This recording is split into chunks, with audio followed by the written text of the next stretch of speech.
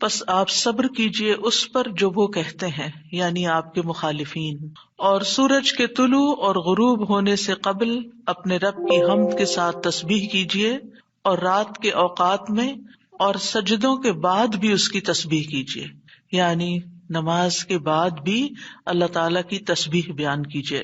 یہاں پر جو خطاب ہے وہ نبی صلی اللہ علیہ وسلم سے ہے، فاصبر علی ما یقولون، یعنی آپ کے دشمن یہ مشرکین آپ کے خلاف جو باتیں کرتے ہیں ان کی باتوں پر آپ صبر کیجئے، جو آپ کو جھٹلا رہے ہیں، جو آپ کو دھمکیاں دے رہے ہیں، جو آپ کے خلاف سازشیں کر رہے ہیں، اس کا جواب آپ صبر کے ساتھ دیجئے، اور اس کے برعکس آپ اپنا تعلق اللہ تعالی سے زیادہ مضبوط کر لیجئے۔ یعنی کتنی خوبصورت تعلیم ہے ہمارے دین کی کہ جب لوگ مخالفت کریں تو بجائے اس کے کہ ان سے الجھنا شروع کر دیں اور ان کی باتوں کا جواب دینے لگیں اور خود کو ڈیفینڈ کرنا شروع کر دیں، کرنے کا کام کیا ہے کہ ہم اللہ کی طرف توجہ کریں، رغبت کریں، دعا کریں، اللہ کی تسبیح بیان کریں، اس کی حمد بیان کریں۔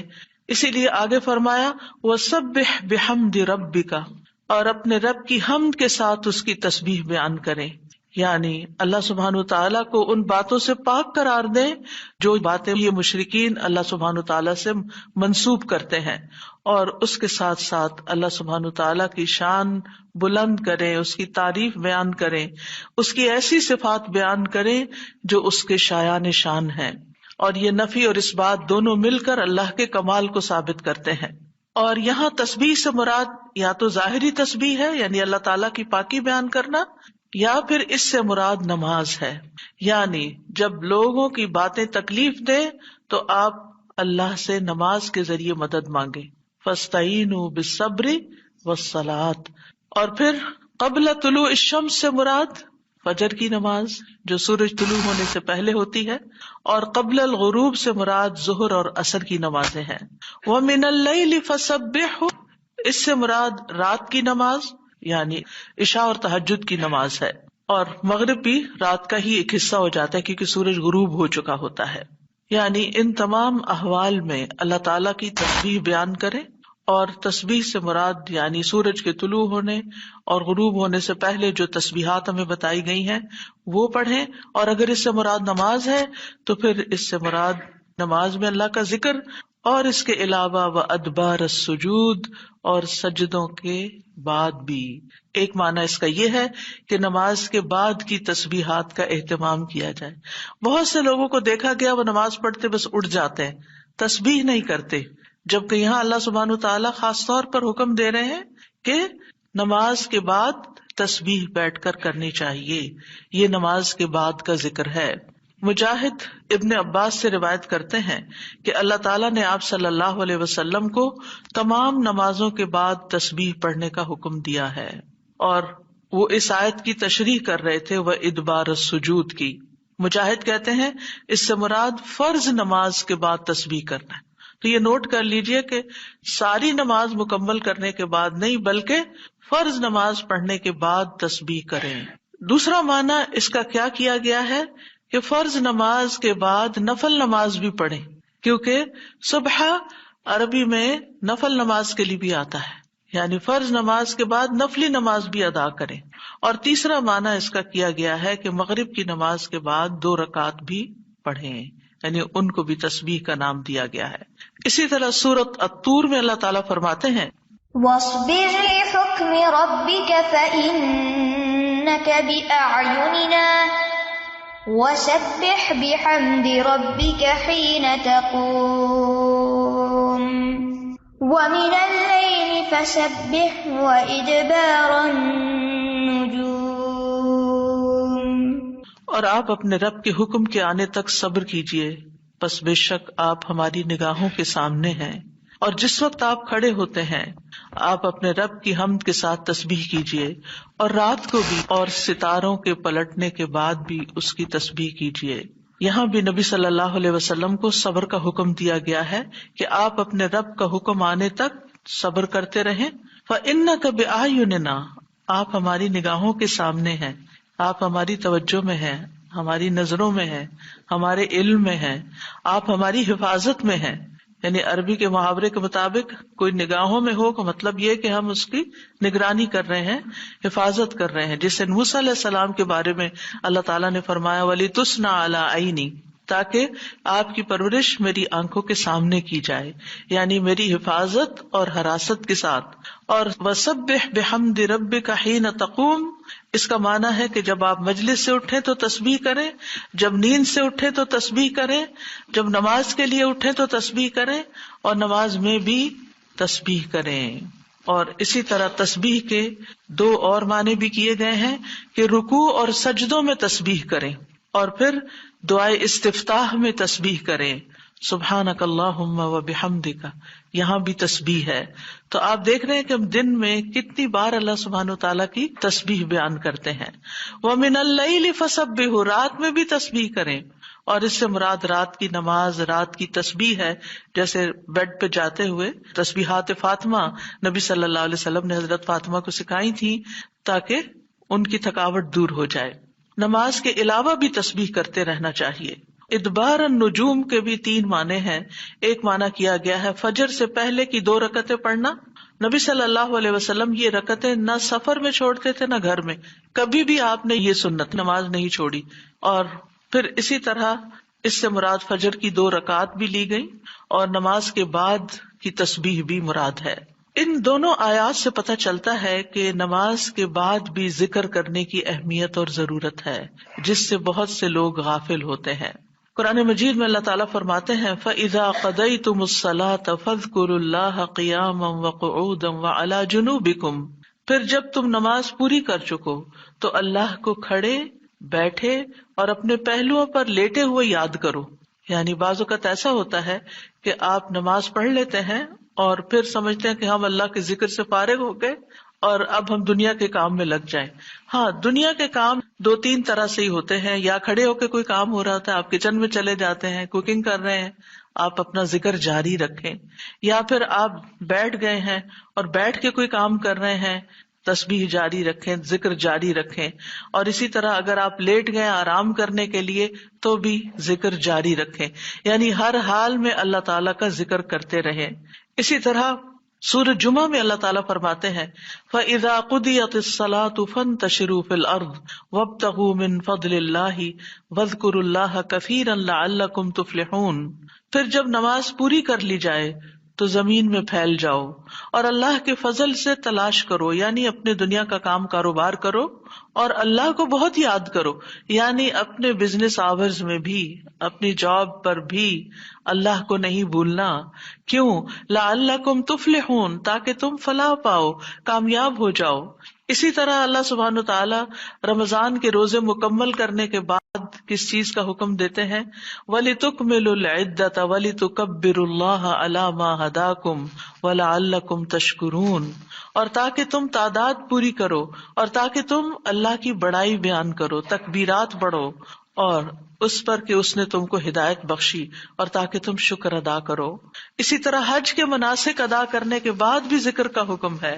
فَإِذَا قَضَيْتُم مَّنَاسِكَكُمْ فَاذْكُرُوا اللَّهَ كَذِكْرِكُمْ آبَاءَكُمْ أَوْ أَشَدَّ ذِكْرًا. پھر جب تم اپنے حج کے مناسک پورے کر چکو تو اللہ کو یاد کرو جس طرح اپنے باپ دادا کو یاد کیا کرتے تھے، بلکہ اس سے بھی زیادہ یاد کرنا. یعنی باپ دادا کو یاد کرنے، ماں باپ کو یاد کرنے سے بھی زیادہ اللہ کا ذکر کیا کرو، اللہ سبحانہ تعالیٰ کو زیادہ یاد کیا کرو.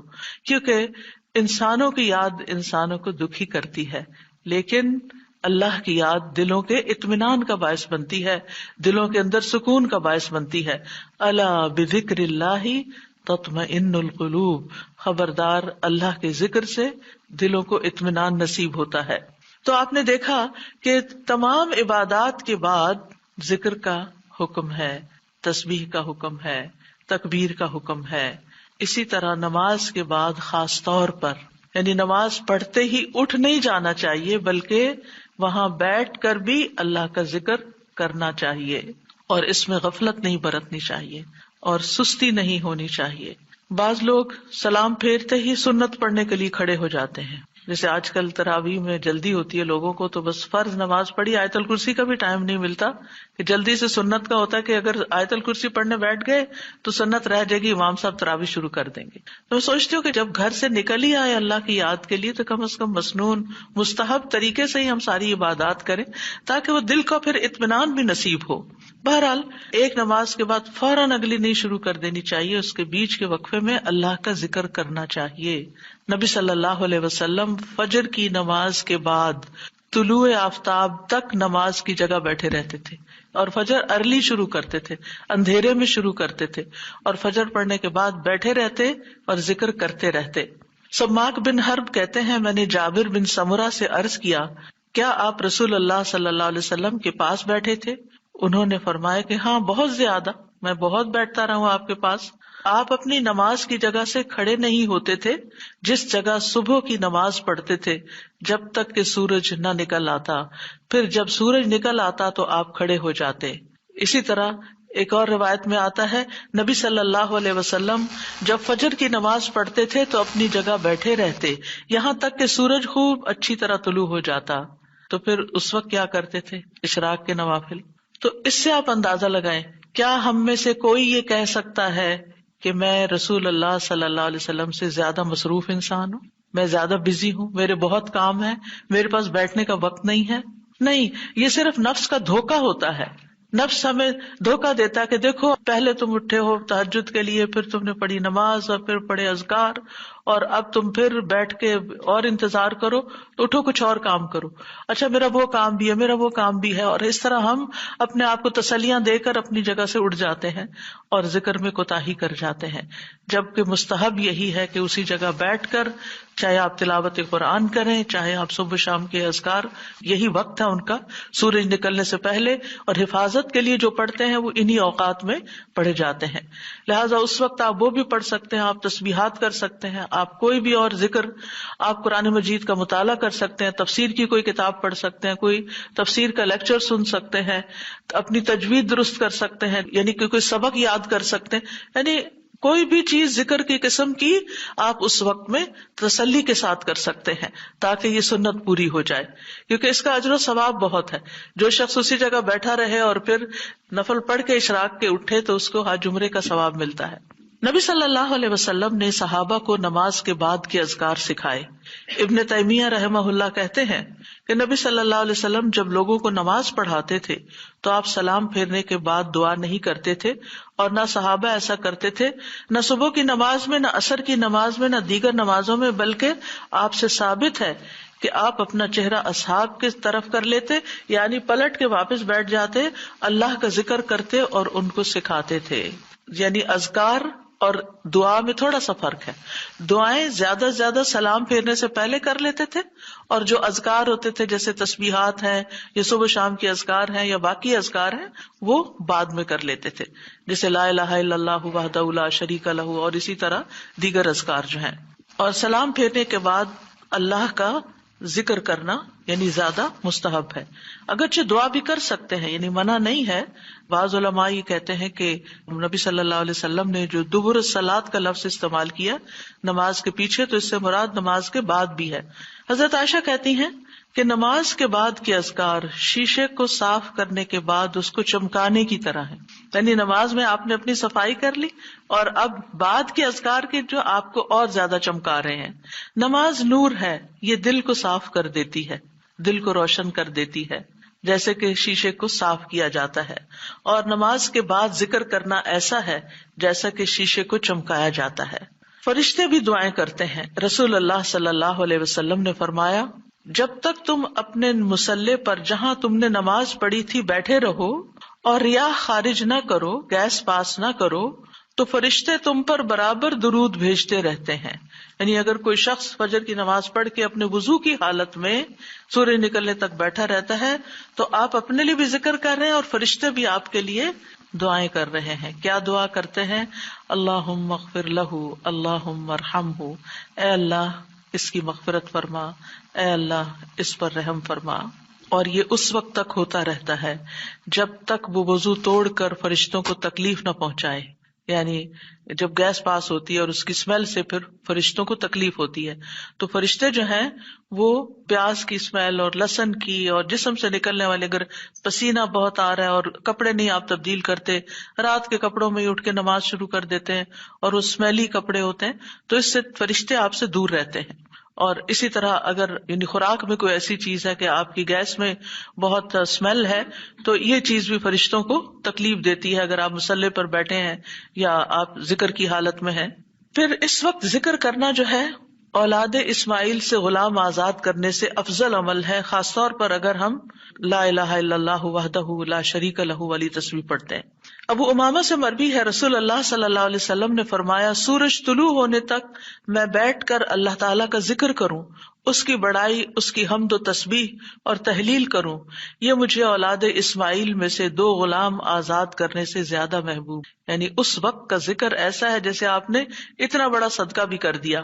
اسی طرح عصر کے بعد سورج غروب ہونے تک ذکر کرنا مجھے اولاد اسماعیل میں سے 4 غلام آزاد کرنے سے زیادہ محبوب ہے. یعنی عصر پڑھ کر بھی آپ مغرب تک ذکر کر سکتے ہیں. اگر عام دنوں میں نہیں تو آپ جمعے کے دن تو کر ہی سکتے ہیں، کیونکہ اس دن دعائیں قبول ہوتی ہیں. لیکن عموماً ہم اپنی غفلت اور سستی کی وجہ سے کوئی اور کام شروع کر دیتے ہیں اور ہم ان قیمتی اوقات کی قدر نہیں کرتے، ہماری پرائرٹیز نہیں ہوتی. یعنی انسان کو جب پتہ چلتا ہے کہ یہ بزنس کا پیک آور ہے تو وہ کیا کرتا ہے؟ اس وقت کہیں اور سیر کو چلا جاتا ہے؟ نہیں، اس وقت وہ سارے کام چھوڑ کر اس کام کی طرف متوجہ ہو جاتا ہے جو اس کو سب سے زیادہ فائدہ دینے والا ہے. تو اسی طرح بعض سلف صالحین کہتے ہیں کہ ہم نے جمعے کے دن عصر کے بعد مغرب تک جو دعا کی ہماری قبول ہوئی. یعنی یہ قبولیت دعا کا خاص وقت ہوتا ہے. جیسے صبح کا وقت بکرتن نماز فجر سے لے کر سورج نکلنے تک کا ہے، بڑا ہی قیمتی وقت ہے ذکر اذکار کے لیے.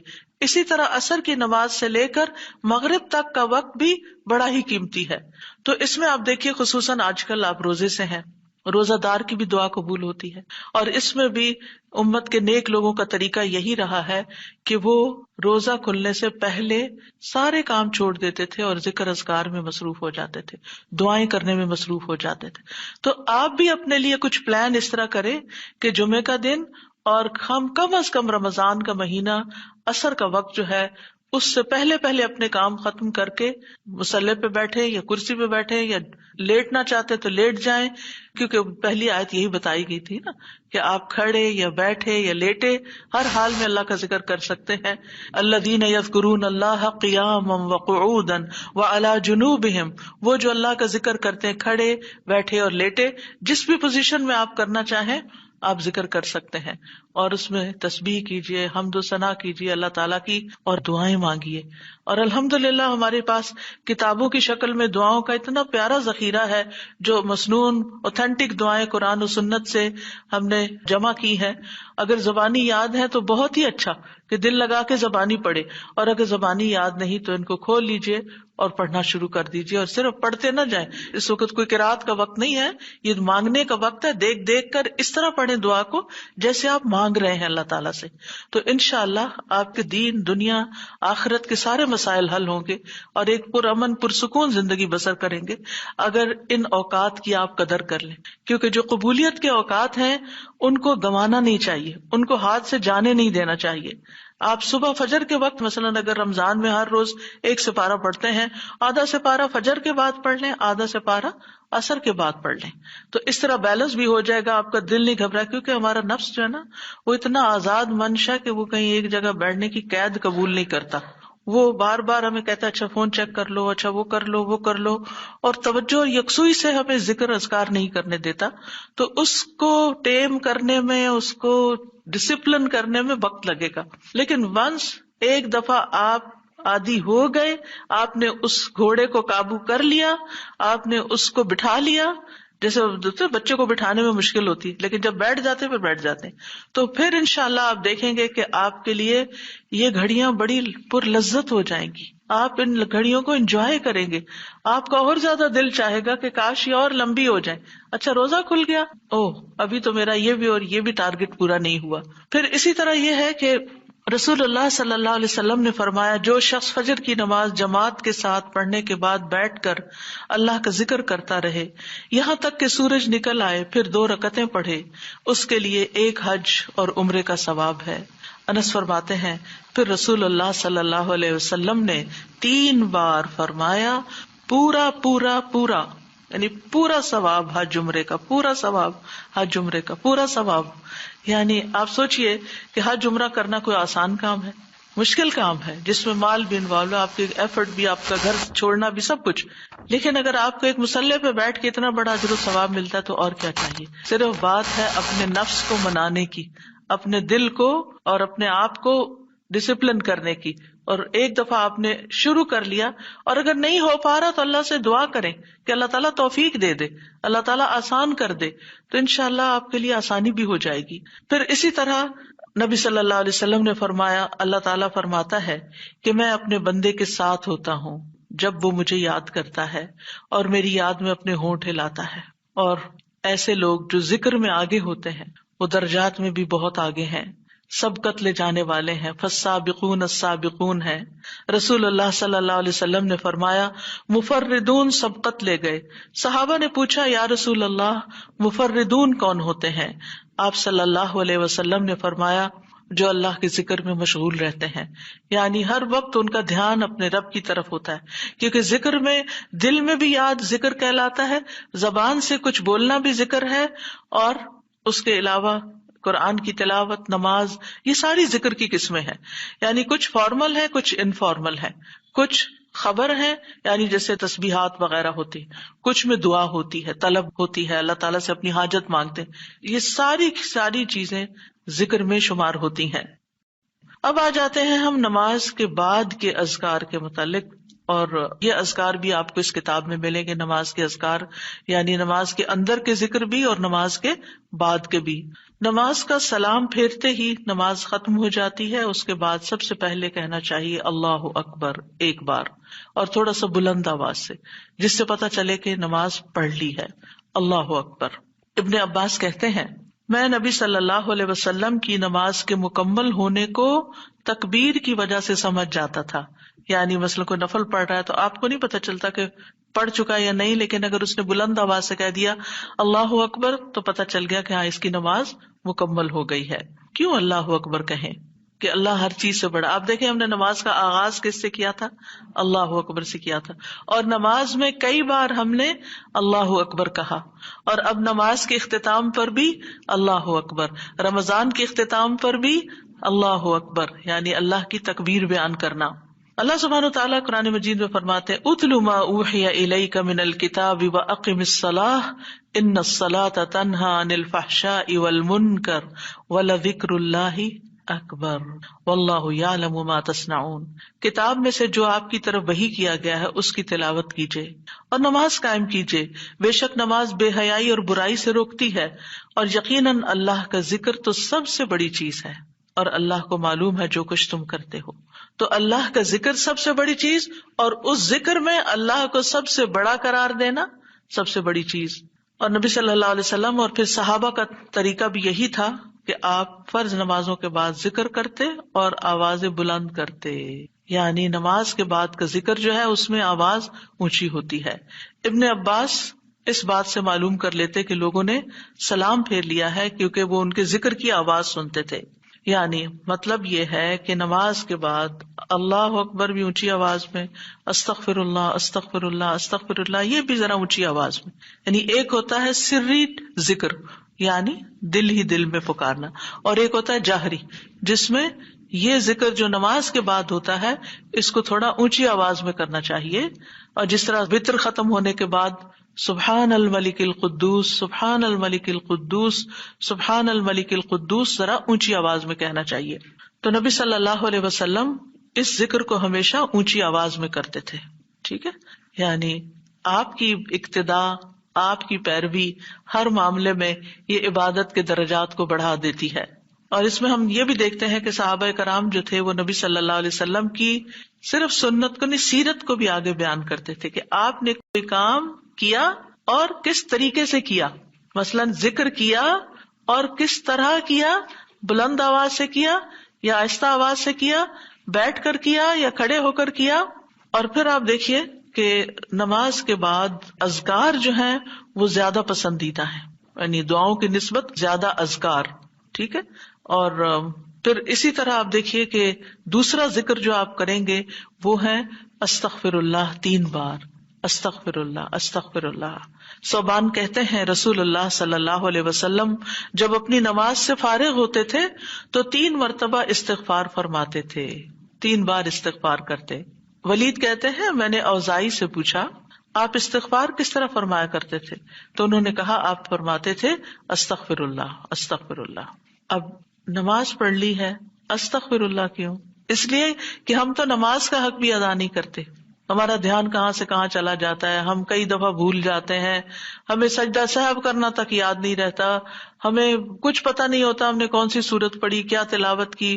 ہو سکتا ہے تلاوت میں کوئی غلطی کر دیں، ہو سکتا ہے کہ تسبیح کی جگہ کچھ اور پڑھ دیں بھول چوک کے. تو ہم نماز کے اندر بھی بہت کچھ غلط کرتے رہتے ہیں جانے انجانے. اور خاص طور پر جن لوگوں نے اپنی نماز کے پروننسیشن کی اصلاح نہیں کی وہ تو کچھ سے کچھ پڑھتے رہتے ہیں بعض اوقات. یعنی پروننسیشن صحیح نہ ہونا جو ہے وہ الفاظ کے مطلب کو ہی بدل دیتا ہے. اس لیے پہلی پرائرٹی میں کوئی ایسا ٹیچر ڈھونڈیے کہ جو آپ کی نماز سن کے اس کا پروننسیشن آپ کو ٹھیک کر دے. بہرحال نماز کے بعد استغفر اللہ استغفر اللہ.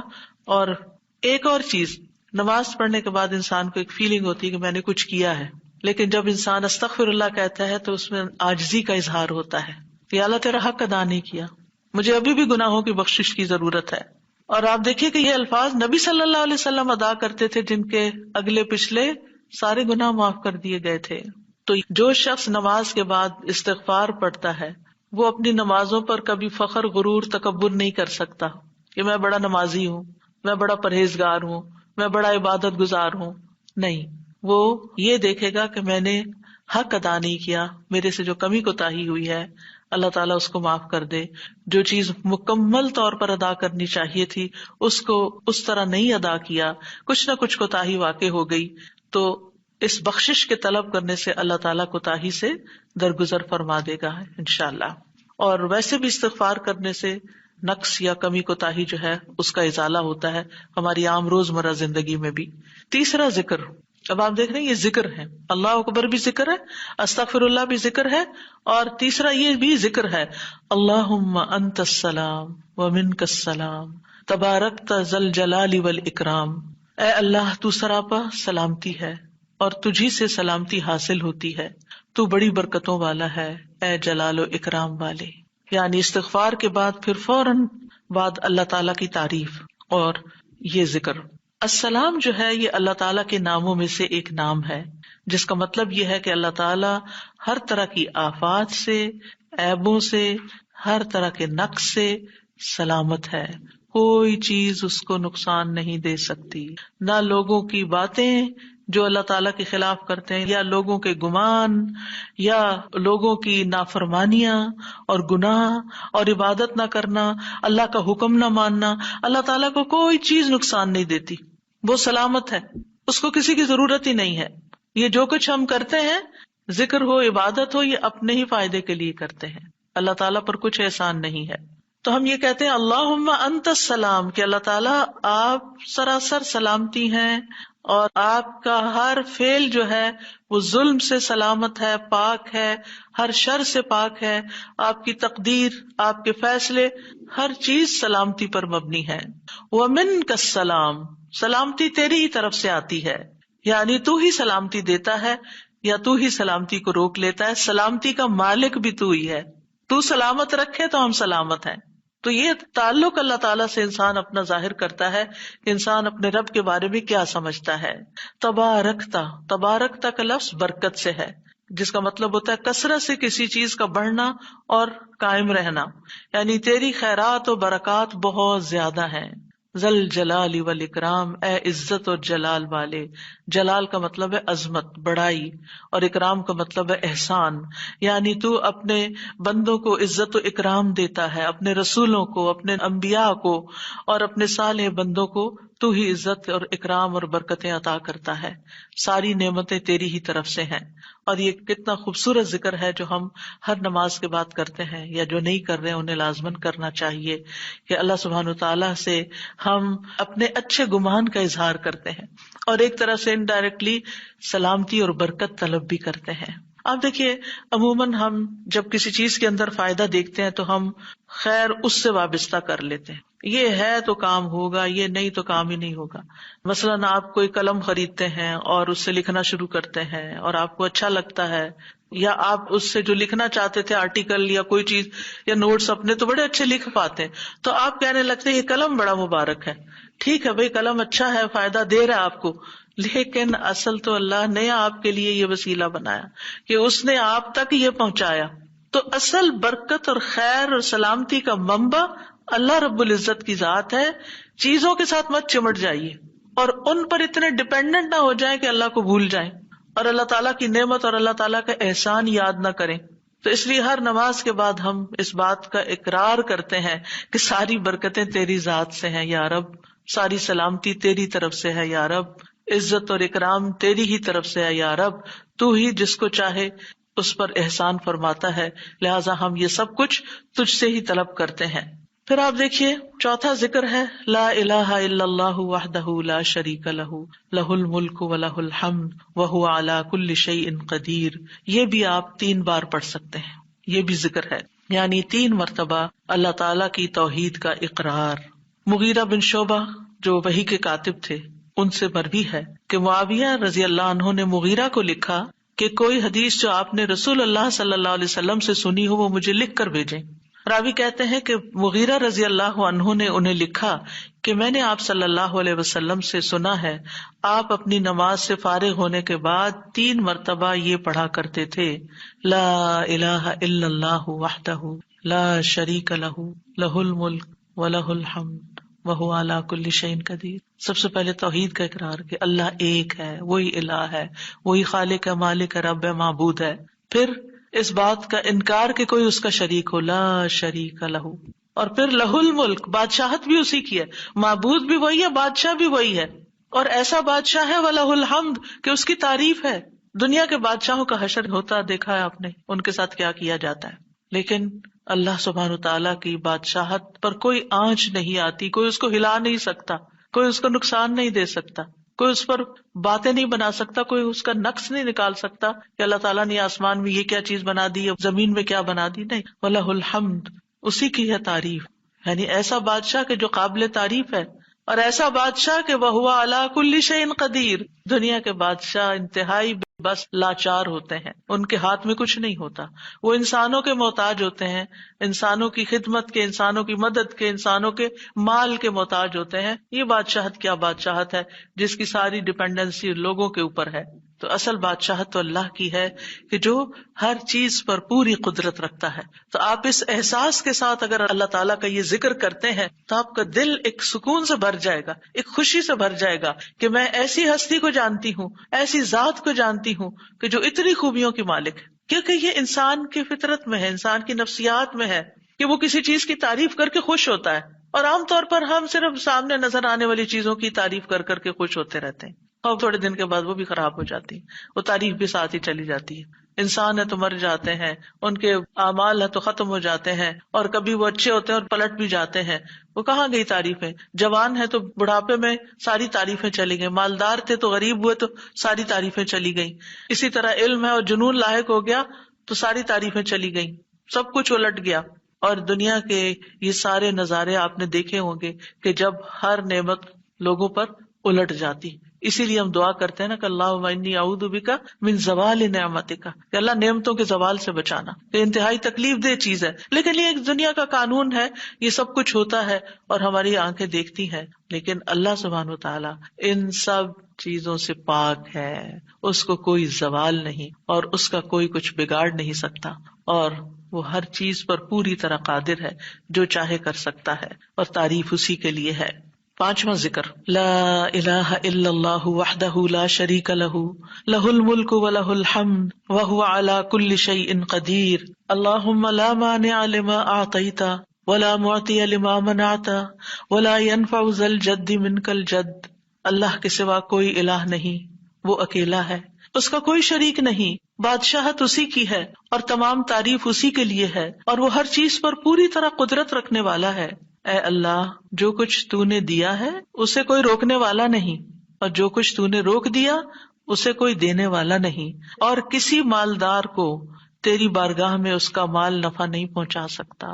ابتدا میں تو وہی اللہ کی توحید بیان ہوئی، اس کی بادشاہت اور اس کی حمد کا ذکر ہے اور اس کی قدرت کا ذکر ہے، اور اس کے بعد کہ جو اللہ نے دیا، جو وہ دینا چاہتا ہے اسے کوئی روک نہیں سکتا. یہاں بھی آپ دیکھیں، مانگ کچھ نہیں رہی، یہ ذکر ہے، یہ دعا نہیں، یہ کیا ہے؟ ذکر ہے. اور جو کچھ تو نے روک دیا کوئی دے ہی نہیں سکتا، اور سارے ہی مالدار فقیر ہیں، اور خاص طور پر تیرے سامنے فقیر ہیں. یا ایھا الناس انتم الفقراء الی اللہ واللہ هو الغنی الحمید. اے لوگو، تم سب اللہ کے فقیر ہو، اللہ کے محتاج ہو، اور اللہ ہی غنی، مالدار اور وہی قابل تعریف ہے. واللہ هو الغنی الحمید. ٹھیک ہے. نبی صلی اللہ علیہ وسلم جب سلام پھیرتے تھے تو یہ دعا پڑھا کرتے تھے یا یہ ذکر کیا کرتے تھے. اور اس میں آپ دیکھیے کہ یہ جو عقیدہ ہے نا کہ اللہ روکے تو کوئی دے نہیں سکتا، یہ انسان کو بڑا اطمینان دے دیتا ہے. اگر کوئی چیز، کوئی خیر آپ کی طرف آنے سے رکی ہوئی ہے تو وہ اللہ ہی نے روکی ہوئی ہے، آپ پر رحمت کی وجہ سے. بدگمان نہ ہو اس سے، کسی وجہ سے رکی ہوئی ہے. آپ کسی کی کوئی اچھی چیز دیکھتے ہیں، کسی کا مینشن دیکھتے ہیں تو سوچتے ہیں کتنا خوش قسمت ہے، کتنے بڑے گھر میں رہتا ہے. کسی کے پاس فراری دیکھتے ہیں تو آپ کہتے ہیں واہ کتنا خوش قسمت ہے. لیکن آپ کو نہیں پتا کہ یہی چیزیں اس کے لیے کتنی بڑی آزمائش بنی ہوئی ہیں، آپ نہیں جانتے. اور اگر اللہ نے آپ کو نہیں دی تو آپ کو بہت سے شر سے محفوظ رکھا ہوا ہے. تو اللہ کا روکنا بھی خیر کا باعث ہوتا ہے. یہ سبق پکا کر لیں کہ جب اللہ تعالیٰ کوئی چیز نہیں دیتا یا دیر سے دیتا ہے یا روک لیتا ہے اور کوئی چارہ نہیں ہوتا، آپ کہتے ہیں میری کوئی دعا قبول نہیں ہو رہی، میرا کوئی طریقہ کام نہیں آ رہا، تو اس میں بھی کوئی خیر ہوتی ہے، کیونکہ جو اللہ نے مقدر میں لکھا ہے وہ پہنچ کے رہے گا. کوئی روک نہیں سکتا جو تو دے، اور کوئی دے نہیں سکتا جو تو روک لے. اور جسے اللہ نے آپ کے مقدر میں لکھا ہے وہ آپ تک آئے گا ہی آئے گا. سورۃ فاطر میں اللہ تعالیٰ فرماتے ہیں ما یفتح اللہ للناس من رحمت فلا ممسک لها وما یمسک فلا مرسل له من بعدہ وہو العزیز الحکیم.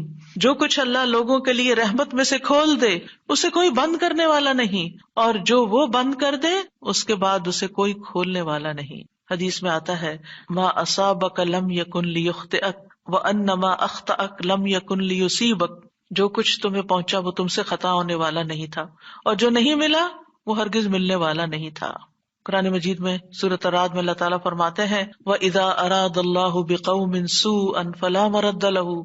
جب اللہ کسی قوم کے ساتھ برائی کا ارادہ کر لیتا ہے تو اس کو کوئی پھیرنے والا نہیں، کوئی سپر پاور اس ملک کی مدد نہیں کر سکتی اگر اللہ نے اس کے لیے جنگ کا فتنہ یا کسی اور طرح کی کوئی آزمائش لکھی ہے. یہ اللہ کے فیصلے ہوتے ہیں، یا اللہ نے کسی قوم کو تباہ کرنے کا فیصلہ کر لیا ہو تو کوئی اس کو روک نہیں سکتا. لہٰذا ہمیں اللہ پر ہی بھروسہ کرنا چاہیے اور ہر حال میں ایسی پریشان کن باتوں پر اللہ تعالیٰ ہی کی طرف رجوع کر لینا چاہیے. یاد رکھیے اگر کوئی چیز نہیں ملی تو اللہ تعالیٰ کو الزام مت دیں، اللہ تعالیٰ سے ناراض نہیں ہو، اللہ تعالیٰ سے بدظن نہیں ہو. یہ روکنا اس کی رحمت ہے. انسان اگر ان دو جملوں پر ایمان لے آئے تو پھر اس کا مکمل بھروسہ اللہ کی ذات پر ہو جائے گا. وہ رزق کے بارے میں اللہ پر ہی توکل کرے گا، نقصان کو دور کرنے اور بھلائی کو پانے کے لیے اللہ پر ہی بھروسہ کرے گا. وہ اللہ کو اپنے لیے کافی سمجھے گا. یعنی جہاں کہیں دل چھوٹا ہوا، جہاں کہیں کوئی پریشانی آئی، کہتے حسبی اللہ و نعم الوکیل. اللہ کار ساز یعنی کام بنانے والا اللہ ہی میرے لیے کافی ہے، وہ میرا کام بنائے گا، وہ میری مشکل آسان کرے گا. تو یہ توحید ربوبیت اور الوہیت پر مشتمل جملے ہیں. ابن تیمیہ کہتے ہیں یہ حدیث دو عظیم اصولوں پر مشتمل ہے. نمبر 1 توحید ربوبیت، اور وہ ہے جسے اللہ دینا چاہے اسے کوئی روک نہیں سکتا، اور جسے وہ روک دے اسے کوئی نہیں دے سکتا. بس بندہ اللہ ہی پر توکل کرتا ہے اور اسی سے مانگتا رہتا ہے، کیونکہ دینا جو اس نے ہے. تو پھر کسی اور سے کیوں مانگے گا، کسی اور سے توقع لگا کے کیوں بیٹھ جائے گا، کسی اور کے در پہ کیوں جائے گا. اس کو پتا ہے صرف اللہ ہی نے کرنا ہے جو کرنا ہے. اس سے عقیدہ توحید پکا ہوتا چلا جاتا ہے کہ صرف اللہ ہی نے کرنا ہے. اور توحید الوہیت ولا ينفع ذا الجد منك الجد. عام طور پر انسان یہ سمجھتا ہے میرے پاس مال ہے، مجھے کوئی مشکل نہیں، یعنی جب کوئی کام سامنے آتا ہے نا تو فوراً دیکھتا ہے کتنا ہے بینک میں، کتنا کیش رکھا ہے، کیا ہے میرے پاس، کتنی پراپرٹی ہے، یعنی فوراً انسان کا دماغ گھوم کے اس طرف چلا جاتا ہے نا، بہت ہے، انف ہے، کام ہو جائے گا۔ اللہ چاہے گا تو ہوگا، صرف آپ کے مال سے کچھ نہیں ہوتا۔ آپ سارا لگا دیں، بزنس میں پورا لاس ہو سکتا ہے، پھر بتائیے آپ کے مال نے آپ کو کیا فائدہ دیا؟ کچھ نہیں ہو سکتا جب تک اللہ نہ چاہے۔ مال بھی جب فائدہ دیتا ہے جب اللہ چاہتا ہے، اولاد بھی جب فائدے کی ہوتی ہے جب اللہ چاہتا ہے، کسی انسان سے فائدہ صرف اس وقت پہنچتا ہے جب اللہ چاہتا ہے۔ آپ نے دیکھا ہوگا کتنے ہی اچھے سے اچھے لوگ ہوتے ہیں ہر وقت کام آنے والے، ایک وقت ایسا آتا ہے وہ ایسے بےچارے مجبور ہوتے ہیں کہ ان کو نہ کرنی پڑتی ہے کہ بھائی سوری یہ نہیں کر سکتے، کیونکہ سب کچھ ان کے اختیار میں نہیں ہے، سب کچھ ان کے بس میں نہیں ہے۔ اسی طرح انسان کے پاس بعض اوقات کوئی عہدہ ہوتا ہے، انفلوئنس ہوتا ہے، وہ سمجھتا ہے یہ عہدہ ہے میرے پاس، میں سب کچھ کر سکتا، نہیں کر سکتے۔ آپ نے دیکھا ہوگا دنیا کے بڑے بڑے ملکوں کے جو حکمران ہوتے ہیں کتنے بے بس ہوتے ہیں، کچھ بھی نہیں ہوتا ان کے ہاتھ میں، اپنی تقدیر نہیں بنا سکتے، اپنا فائدہ نہیں کر سکتے۔ اور پھر آپ دیکھیے کہ اللہ سبحانہ وتعالیٰ دنیا اسے بھی دیتا ہے جس سے وہ محبت کرتا ہے، اور اسے بھی دیتا ہے جس سے وہ محبت نہیں کرتا۔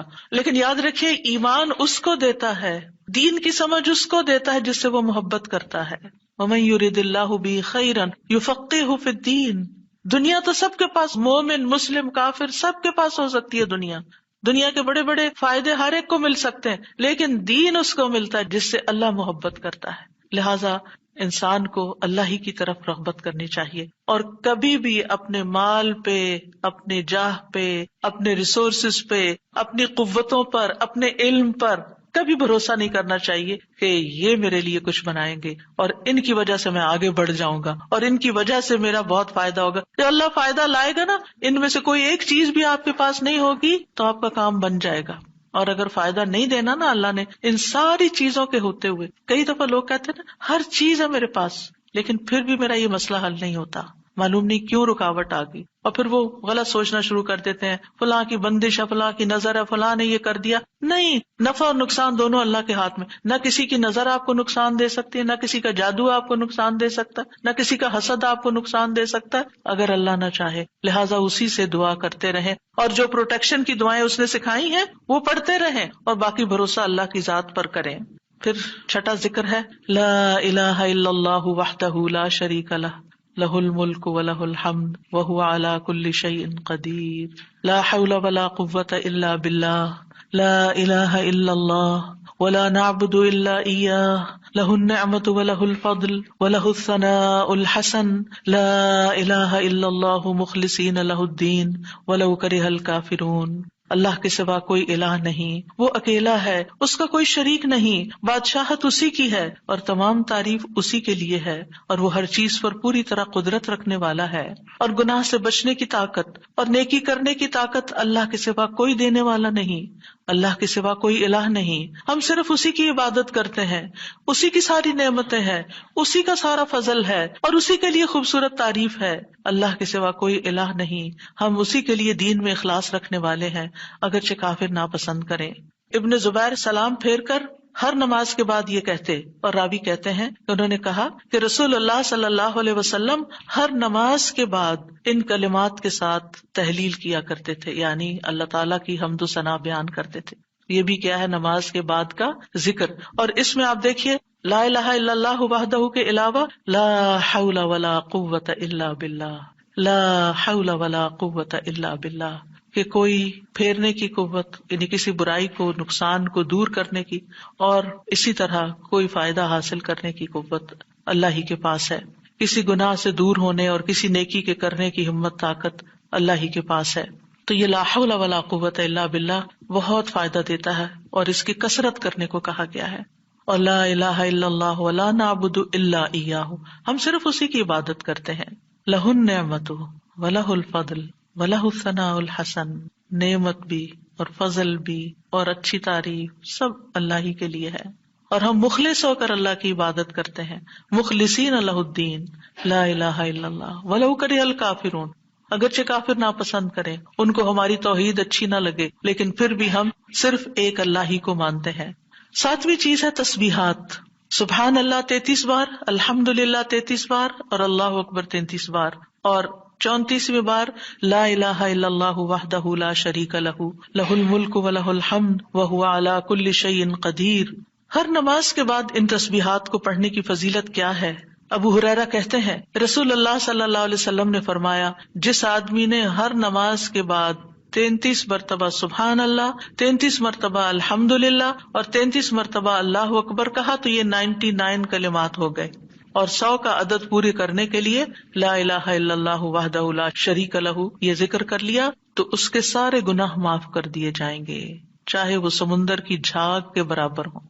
یعنی 100 کا عدد پورا کرنے کے لیے کیا پڑھنا ہے؟ لا الہ الا اللہ وحدہ لا شریک لہ لہ الملک ولہ الحمد وہو علی کل شیء قدیر۔ رسول اللہ صلی اللہ علیہ وسلم نے فرمایا ہر نماز کے بعد کچھ ایسے اذکار ہیں جن کو پڑھنے والا یا جن کو کرنے والا کبھی محروم نہیں ہوتا، جن میں سے سبحان اللہ 33 بار، الحمدللہ 33 بار اور 34 بار اللہ اکبر۔ یعنی اگر لا الہ الا اللہ پورا نہیں پڑھ سکتے تو اللہ اکبر کو 34 بار کر کے 100 کی گنتی پوری کر لیں۔ پھر اسی طرح رسول اللہ صلی اللہ علیہ وسلم کے پاس کچھ فقیر صحابہ حاضر ہوئے، کہا کہ امیر لوگ بلند درجات اور ہمیشہ رہنے والی جنت حاصل کر چکے، حالانکہ جس طرح ہم نماز پڑھتے ہیں وہ بھی پڑھتے ہیں، جیسے ہم روزے رکھتے ہیں وہ بھی رکھتے ہیں، لیکن مال و دولت کی وجہ سے انہیں ہم پر فضیلت حاصل ہے۔ اس کی وجہ یہ کہ وہ حج کرتے ہیں، عمرہ کرتے ہیں، جہاد کرتے ہیں، صدقے دیتے ہیں، اور ہم محتاجی کی وجہ سے یہ کام نہیں کر سکتے۔ آپ نے فرمایا کیا میں تمہیں ایک ایسا عمل نہ بتا دوں اگر تم اس کی پابندی کرو گے تو جو لوگ تم سے آگے بڑھ چکے ہیں تم انہیں پالو گے اور تمہارے مرتبے تک کوئی نہیں پہنچ سکتا، اور تم اپنے سامنے موجود لوگوں میں سب سے بہتر ہو جاؤ گے سوائے ان کے جو یہی عمل شروع کر دیں۔ ہر نماز کے بعد 33 بار سبحان اللہ، 33 بار الحمدللہ، 33 بار اللہ اکبر، اور پھر 34ویں بار تو وہ ذکر آپ کو بتا ہی دیا گیا۔ اور اگر آپ 33 بار نہ پڑھ سکیں تو 10 بار سبحان اللہ، 10 بار الحمدللہ اور 10 بار اللہ اکبر پڑھ لیا کریں۔ یعنی اگر جلدی ہے تو پھر 10 بار بھی پڑھ سکتے ہیں۔ نبی صلی اللہ علیہ وسلم نے فرمایا 2 عمل ایسے ہیں اگر کوئی مسلمان بندہ ان کی پابندی کر لے تو جنت میں داخل ہوگا، اور وہ بہت آسان ہے مگر ان پر عمل کرنے والے بڑے کم ہیں۔ وہ کیا ہیں؟ ہر نماز کے بعد 10 بار سبحان اللہ، 10 بار الحمدللہ، 10 بار اللہ اکبر۔ فرمایا زبان کی ادائیگی کے اعتبار سے تو 150 بار ہے، یعنی 5 نمازوں میں 10 بار، اور ترازو میں 1500 ہوں گے۔ اور جب سونے لگے تو 34 بار اللہ اکبر، 33 بار الحمدللہ اور 33 بار سبحان اللہ کہے۔ زبانی طور پر تو یہ 100 ہے مگر میزان میں یہ تسبیحات 1000 ہوں گی۔ اور وہ کہتے ہیں یقیناً میں نے رسول اللہ صلی اللہ علیہ وسلم کو دیکھا، آپ انہیں اپنے ہاتھ سے شمار کرتے تھے، اور پھر کہتے ہیں دائیں ہاتھ سے، تو کرنے کا طریقہ کیا ہے؟ 3 دفعہ اوپر کو جائیے سبحان اللہ سبحان اللہ سبحان اللہ، اور 3 دفعہ نیچے کو آ جائیے سبحان اللہ سبحان اللہ سبحان اللہ۔ ایک انگلی پہ 6 بار ہو گیا، تو آپ کی 5 انگلیاں، تو 5 کو 6 دفعہ ضرب دیں تو کیا ہوتا ہے؟ 30، اور 3 دفعہ اور پڑھ لیں، اور اگر 34 ہے تو ایک اور پڑھ لیں۔ تو اس طرح ایک ہی ہاتھ پر، دائیں ہاتھ پر یہ تسبیحات آسانی سے پڑھی جا سکتی ہیں، کیونکہ ہاتھ سے تسبیح کرنا زیادہ پسندیدہ ہے۔ حضرت عبداللہ بن عمر کہتے ہیں میں نے رسول اللہ صلی اللہ علیہ وسلم کو دیکھا، آپ داہنے ہاتھ کی انگلیوں پر تسبیح کو شمار کرتے تھے، اور آپ نے صحابیات کو حکم دیا تھا کہ وہ اللہ کی تکبیر، تقدیس، تحلیل کی پابندی اختیار کریں اور اپنی انگلیوں پر شمار کریں، کیونکہ ان سے سوال ہوگا اور یہ بلوائی جائیں گی، قیامت کے دن ہاتھ بولیں گے، تو اگر ان پہ تسبیح آپ پڑھتے ہیں تو یہ بول کے بتائیں گے ہم تو اللہ کا ذکر کرتے رہے۔ 8ویں چیز ہے آیت الکرسی۔ اللہ لا الہ الا هو الحی القیوم لا تأخذہ سنۃ ولا نوم لہ ما فی السماوات وما فی الارض من ذا الذی یشفع عنده الا بإذنہ یعلم ما بین ایدیہم وما خلفہم ولا یحیطون بشیء من علمہ الا بما شاء وسع کرسیہ السماوات والارض ولا یؤودہ حفظہما وہو العلی العظیم۔ پورا اللہ کا تعارف ہے۔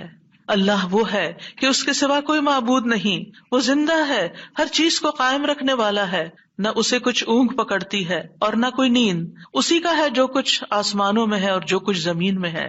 کون ہے جو اس کے پاس اس کی اجازت کے بغیر سفارش کرے؟ وہ جانتا ہے جو کچھ ان کے سامنے اور جو کچھ ان کے پیچھے ہے، اور وہ اس کے علم میں سے کسی چیز کا احاطہ نہیں کر سکتے مگر جتنا وہ چاہے۔ اس کی کرسی آسمانوں اور زمین کو سمائے ہوئے ہے، اور اسے ان دونوں کی حفاظت یعنی آسمان اور زمین کی حفاظت تھکاتی نہیں، اور وہی سب سے بلند، سب سے بڑا ہے۔ ہر نماز کے بعد آیت الکرسی پڑھنے کی فضیلت یہ ہے کہ جو شخص نماز کے بعد اس کو پڑھ لیتا ہے اور اس نماز کے بعد اس کی ڈیتھ ہو جاتی ہے تو فرمایا اس کو موت کے علاوہ کوئی چیز جنت میں جانے سے نہیں روک سکتی، مر گیا تو سیدھا جنت میں۔ یہ قرآن مجید کی سب سے افضل آیت ہے۔ ابو ذر غفاری کہتے ہیں میں مسجد حرام میں داخل ہوا اور رسول اللہ صلی اللہ علیہ وسلم کو اکیلے دیکھ کر آپ کے پاس آ کے بیٹھ گیا۔ میں نے کہا یا رسول اللہ صلی اللہ علیہ وسلم کون سی آیت افضل ہے جو آپ پہ نازل ہوئی؟ آپ نے فرمایا آیت الکرسی۔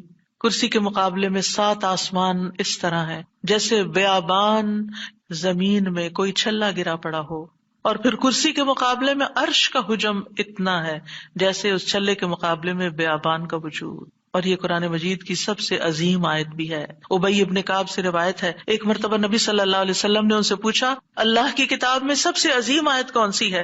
انہوں نے کہا اللہ اور اس کا رسول ہی زیادہ جانتے ہیں۔ آپ نے یہ سوال کئی مرتبہ دہرایا تو ابی ابن کعب نے کہا آیت الکرسی۔ یہ سن کر آپ نے فرمایا ابو المنذر تمہیں تمہارا علم مبارک ہو، اس ذات کی قسم جس کے ہاتھ میں میری جان ہے، عرش کے پائے کے پاس یہ اللہ بادشاہ کی پاکیزگی بیان کرتی ہوگی، اس کی ایک زبان اور 2 ہونٹ ہوں گے، یعنی جو لوگ اس پڑھیں گے وہ ان کے حق میں ایک طرح سے گواہ ہوگی۔ 9ویں چیز جو نماز کے بعد پڑھنی چاہیے وہ ہے معوذات، سورۃ الاخلاص، سورۃ الفلق، سورۃ الناس۔ پہلی سورت میں اللہ تعالیٰ کی توحید بیان ہوئی ہے، دوسری سورت میں انسان کو پناہ مانگنے کے لیے کہا گیا ہے، کہہ دیجئے میں مخلوق کے رب کے پناہ پکڑتا ہوں اس چیز کے شر سے جو اس نے پیدا کی، اور اندھیری رات کے شر سے جب وہ چھا جائے، اور گرہوں میں پھونکنے والیوں کے شر سے، اور حسد کرنے والے کے شر سے جب وہ حسد کرے۔ انہی چیزوں کا خوف رہتا ہے نا، کوئی جادو کر دے گا، کوئی حسد کر لے گا۔ ہر نماز کے بعد پڑھیں گے کس وقت وہ کرے گا؟ اس کو تو آپ موقع ہی نہیں دے رہے کہ وہ جادو کرے یا آپ سے حسد کرے۔ ہر 2 نمازوں کے بیچ میں جو کوئی ایسا فتنہ فساد آیا اس کا ازالہ ہوتا چلا جائے گا۔ عقبہ بن عامر کہتے ہیں کہ رسول اللہ صلی اللہ علیہ وسلم نے مجھے حکم دیا تھا کہ میں ہر نماز کے بعد معوذات پڑھا کروں، یعنی یہ 3 صورتیں پڑھا کروں۔ 10ویں چیز ہے رب اعنی علی ذکرک و شکرک و حسن عبادتک، اللہ کے ذکر، اس کے شکر اور اچھی عبادت پر اللہ کی مدد مانگنا۔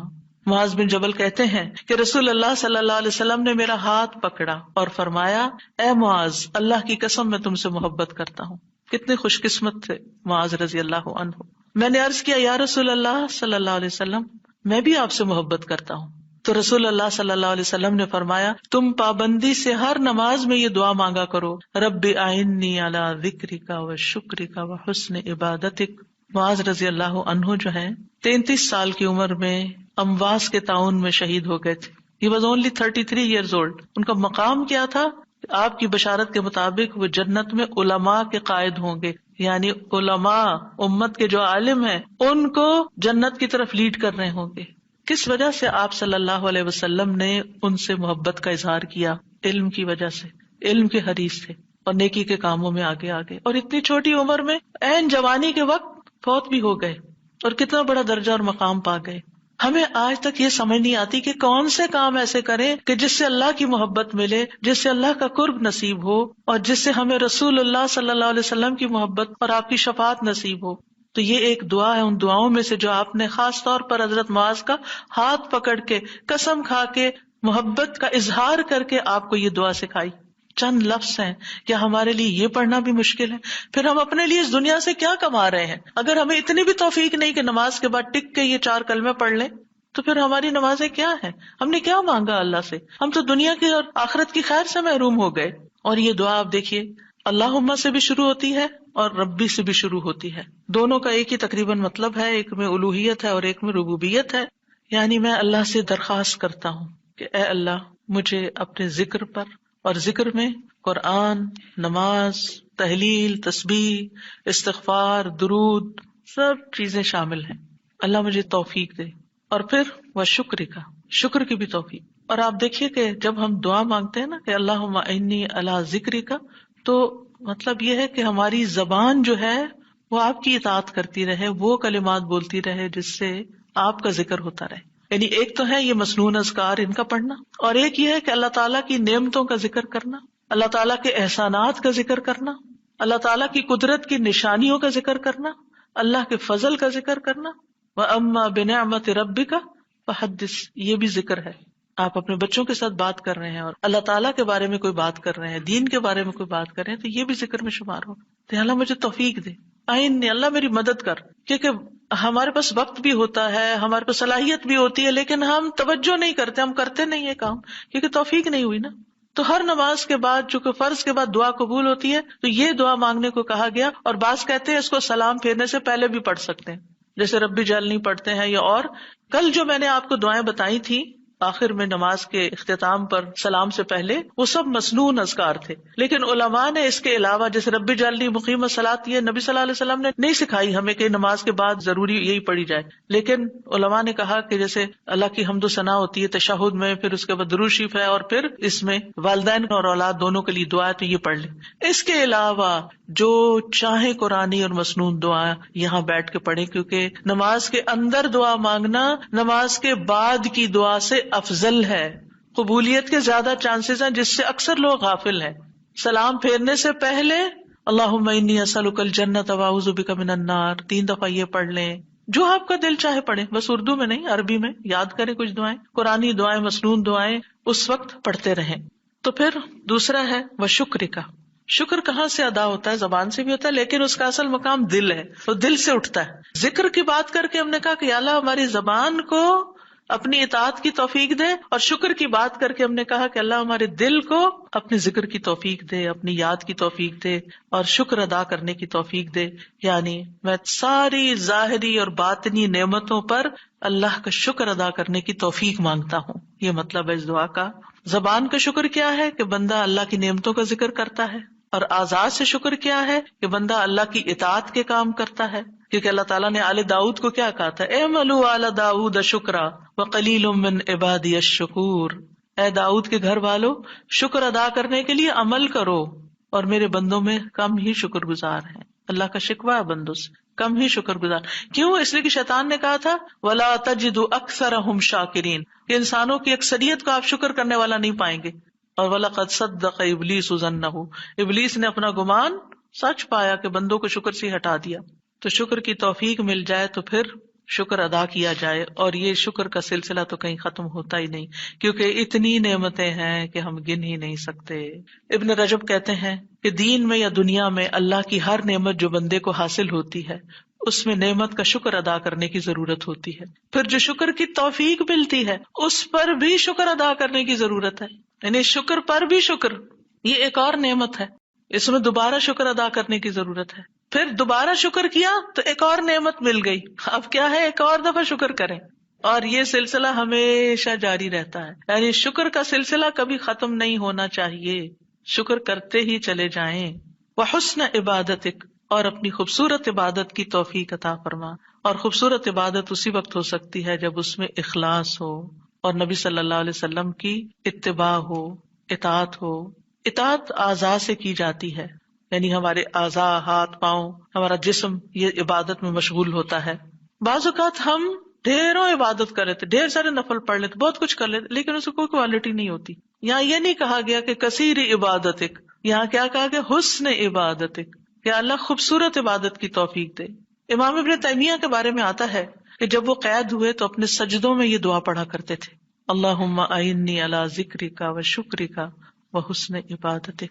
کیونکہ اللہ کی توفیق کے بغیر ہم یہ کام نہیں کر سکتے. جس کی زندگی میں ذکر آ گیا، جس کی زندگی میں شکر آ گیا، اور جس کی زندگی میں خوبصورت عبادت آ گئی، وہ خوش قسمت ترین انسان ہے، اس کو سبھی کچھ مل گیا. اور جو ان چیزوں سے محروم ہے پھر ہر خیر سے محروم ہے، چاہے دنیا کی قارون جیسی دولت اس کے پاس کیوں نہ ہو، پوری دنیا اس کی فین ہو، اس کی تعریفیں کرے اور اس کی فدائی شدائی ہو، کوئی فائدہ نہیں ہے. ایک اور دعا ہے رب قنی عذابک یوم تبعث عبادک، اے میرے رب مجھے اس دن کے عذاب سے بچانا جس دن تو اپنے بندوں کو اٹھائے گا. 3 بار یہ دعا، اے اللہ ہمیں اس دن کے عذاب سے بچانا جس دن تو اپنے بندوں کو اٹھائے گا. 1 دفعہ بھی پڑھی جا سکتی، 3 دفعہ کی شرط نہیں ہے. برا بن عازب کہتے ہیں جب ہم رسول اللہ صلی اللہ علیہ وسلم کے پیچھے نماز پڑھتے تھے تو ہم آپ کی دائیں طرف کھڑے ہونے کو پسند کرتے تھے تاکہ آپ ہماری طرف رخ کر کے متوجہ ہوں. برا کہتے ہیں میں نے آپ کو فرماتے ہوئے سنا، یعنی آپ پلٹ رہے تھے اور کہہ رہے تھے رب قنی عذابک یوم تبعث عبادک. یہ رات کو سوتے ہوئے بھی پڑھا کریں اور نمازوں کے بعد بھی کہ اللہ اس دن کے عذاب سے بچا لینا جس دن تو بندوں کو دوبارہ پیدا کرے گا. 13 اللہم اغفر لی ما قدمت وما اخرت وما اسررت وما اعلنت وما اسرفت وما انت اعلم به منی انت المقدم وانت المؤخر لا الہ الا انت. اے اللہ میرے وہ گناہ بخش دے جو میں پہلے کر چکا، جو میں نے بعد میں کیے، اور جو چھپے ہوئے کیے اور جو ظاہر میں کیے، اور جو میں حد سے بڑھا رہا اور وہ جن سے تو مجھ سے زیادہ باخبر ہے. تو ہی نیکی اور خیر میں آگے کرنے والا اور پیچھے کرنے والا ہے، تیرے سوا کوئی معبود نہیں.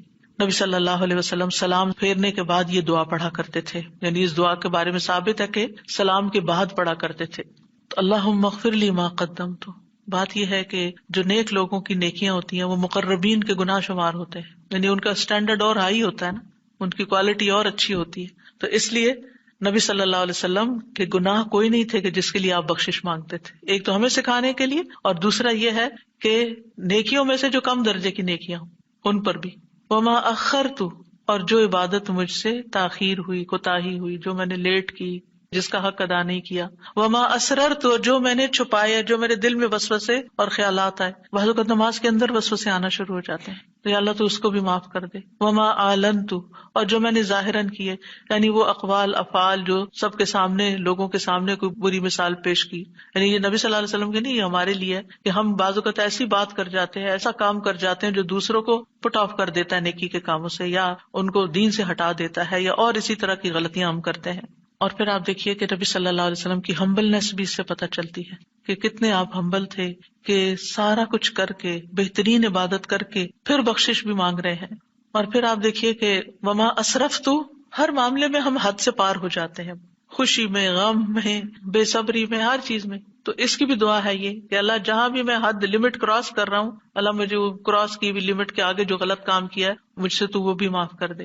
اور وما انت عالم بہ منی، اور جو تو مجھ سے زیادہ جانتا ہے. یعنی خاص کے بعد عام کا بھی ذکر ہے، یعنی میں نے تو مانگ لیا جو مجھے سمجھ آتی تھی، اب اس کے علاوہ بھی جو کچھ ہے اس کو بھی آپ معاف کر دیجیے. اور پھر انت المقدم و انت المؤخر. دوسرے روایت میں انت المقدم والمؤخر بھی آتا ہے، جس کو تو چاہتا ہے آگے بڑھا دیتا ہے نیکی میں، جس کو تو چاہتا ہے پیچھے کر دیتا ہے. یعنی یہ نہ سوچیے کہ آج میں اگر نیکیوں میں آگے ہوں تو ہمیشہ ایسے ہی رہوں گی، ہمیشہ ڈرتے رہا کریں، پیچھے بھی ہو سکتے ہیں. تو یا اللہ تو مجھے آگے ہی رکھنا، مراد یہ ہے. اور اگر نبی صلی اللہ علیہ وسلم کے بارے میں ہے تو آپ کی نبوت سب سے آخر میں تھی، وہ ایک پازیٹیو سینس میں ہے، انت المقدم و انت المؤخر. اور پھر اسی طرح یہ ہے کہ قیامت کے دن سب سے پہلے آپ اٹھائے جائیں گے، حالانکہ دنیا میں آپ کی نبوت سب سے آخر میں تھی. تو یہ اللہ تعالیٰ کا فیصلہ ہوتا ہے، جس چیز پر وہ چاہتا ہے اپنے بندوں کو اتارتا ہے، جس کو چاہتا ہے آگے بڑھاتا ہے، جس کو چاہتا ہے عزت دیتا ہے، جس کو چاہتا ہے ذلت دیتا ہے. اور بندوں کے ایک دوسرے پر درجات ہیں. نمبر 14 سبحانک اللہم و بحمدک استغفرک و اتوب الیک. یہ مجلس کے اختتام پر بھی اور نماز کی دعاؤں کے اختتام پر بھی پاک ہے تو اے اللہ، تیری ہی حمد ہے، میں تجھ سے بخشش مانگتا ہوں، تیری ہی طرف میں رجوع کرتا ہوں. یہ اچھے عمل پر مہر لگانے والے کلمات ہیں. حضرت عائشہ سے روایت ہے کہ رسول اللہ صلی اللہ علیہ وسلم جب کسی مجلس میں بیٹھتے یا نماز پڑھتے یا کچھ کلمات پڑھتے، حضرت عائشہ نے ان کے بارے میں پوچھا تو آپ نے فرمایا اگر کسی شخص نے اس مجلس میں اچھی باتیں کی ہوں گی تو یہ کلمات قیامت تک ان باتوں کے لیے مہر بن جائیں گے، اور اگر اس نے اس مجلس میں کوئی فضول بات کی ہے تو یہ اس کے لیے کفارہ بن جائیں گے. اور اس کے دیگر روایات بھی ہیں، یعنی دیگر طرق بھی ہیں اس دعا کے. اور پھر ایک اور دعا، رب اغفر لی وتب علی انک انت التواب الغفور. اے اللہ تو مجھے بخش دے اور میری توبہ قبول کر، بے شک تو بہت توبہ قبول کرنے والا، بہت بخشش فرمانے والا ہے. فجر اور مغرب کی نماز کے بعد کا خاص ذکر لا الہ الا اللہ وحدہ لا شریک لہ لہ الملک ولہ الحمد یحیی ویمیت وہو علی کل شیء قدیر. اللہ کے سوا کوئی الہ نہیں، وہ اکیلا ہے، اس کا کوئی شریک نہیں، بادشاہت اسی کی ہے، تمام تعریف اسی کے لیے ہے، اور وہ ہر چیز پر پوری قدرت رکھنے والا ہے. اور سلام کے بعد تشہد کی حالت میں اگر آپ بیٹھے بیٹھے یہ ذکر کرتے ہیں، یعنی مصلی سے اٹھنے سے پہلے یہ ذکر کرتے ہیں، تو نبی صلی اللہ علیہ وسلم نے فرمایا جس نے نماز مغرب اور صبح کی نماز کے بعد اتحیات میں اٹھنے سے پہلے اپنی ٹانگ کو دوہرا کیے ہوئے، یعنی جس پوزیشن میں آپ بیٹھے اسی پوزیشن میں بیٹھے بیٹھے 10 بار یہ ذکر کیا، اللہ تعالیٰ اس کے لیے 10 نیکیاں لکھ لیتا ہے، 10 گناہ اس سے دور کر دیتا ہے، 10 درجے اس کے بلند کر دیتا ہے، اس کے لیے ہر بری چیز سے حفاظت، شیطان مردود سے پناہ دینے والے یہ کلمات ہوتے ہیں۔ کوئی گناہ سوائے شرک کے اس کو نہیں پہنچتا، اور یہ اس روز عمل میں سب لوگوں سے افضل ہوتا ہے، یعنی صبح کے وقت اگر کوئی یہ پڑھ کے اٹھتا ہے مصلی سے تو یہ سب لوگوں سے افضل ہوتا ہے، سوائے اس شخص کے جس نے اس کے برابر یا اس سے زیادہ ان کلمات کو پڑھا ہو۔ اور ایک اور روایت میں ہے جو یہ 10 مرتبہ مغرب کے بعد پڑھے گا، اللہ اس کی حفاظت کے لیے اسلحہ بردار فرشتے بھیجے گا جو اس کی صبح تک شیطان سے حفاظت کریں گے۔ اللہ تعالیٰ سے دعا ہے کہ اللہ تعالیٰ ہمارے ان اعمال کو قبول کرے اور ہمیں اس ذکر کی توفیق دے۔ میں یہ پڑھتے ہوئے سوچ رہی تھی کہ جو شخص یہ ساری دعائیں پڑھے نماز کے بعد، اس کے پاس فضول کام کرنے کا کون سا وقت باقی بچے گا۔ وآخر دعوانا ان الحمد للہ رب العالمین۔ سبحانک اللہم وبحمدک، اشہد ان لا الہ الا انت، استغفرک واتوب الیک۔ السلام علیکم ورحمۃ اللہ وبرکاتہ۔